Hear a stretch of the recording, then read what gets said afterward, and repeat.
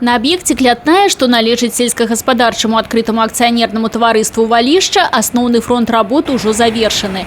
Тут вялі рэканструкцыю меліяратыўнай сістэмы, якая была пабудавана яшчэ на пачатку 80-х гадоў на месцы непраходных балот.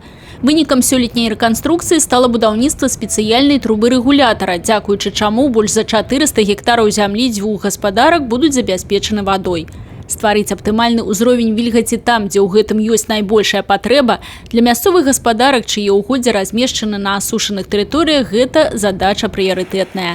Таму і намаганні істотныя.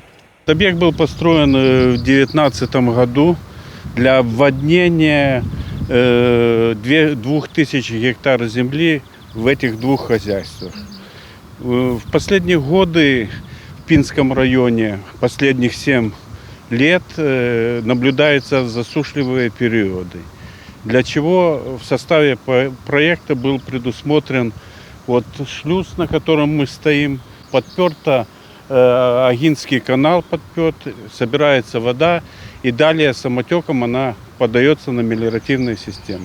Будаўніцтва таких запорных збудаванняў на вялікіх магістральных водных каналах стало неабходным з-за недахопу вады ў іх. Рэгулярная суша правацыруе і абмяленне мясцовых рэк, у тым ліку буйных. У выніку глеба з года ў год церпіць ад засухі, паніжае сваю ўрадлівасць, а сухавіі і пясчаныя буры становяцца нормай для палесся.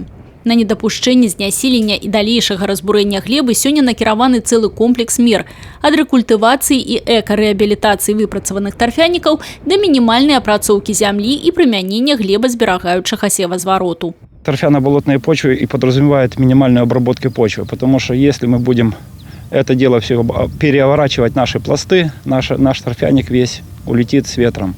Конечно, для этого у нас в хозяйстве имеется без оборота пласта агрегат «Тигр» и 2 джокера. В нынешнее время без навигации на наших полях и на наших техниках точного земледелия нам не найти.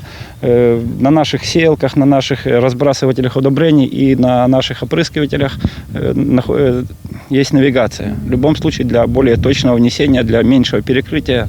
В целях недопущения разрушения торфяно-болотных почв в Пинском районе применяется минимальная или безотвальная по-другому обработка земель, что позволяет минимизировать минерализацию торфяно-болотных земель, и их органической части, и способствует сохранению этих земель за счет уменьшения вероятности эрозии, как ветровой, так и водной.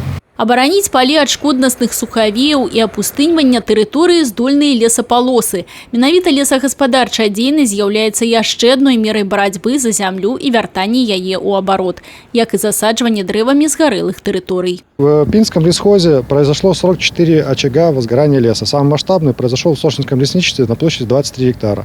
На данный момент там производится вырубка, и в последующем будет произведена вспашка и посадится новый лес. Дзейнасць па прадухіленні дэградацыі земляў сёння носіць комплексны характар і рэгламентуецца агульным дакументам.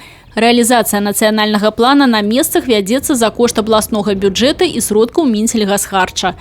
У Пінскім раёне на гэтыя мэты летась было выдаткавана каля 7 мільёнаў рублёў. Прыкладна столькі будзе асвоена і сёлета.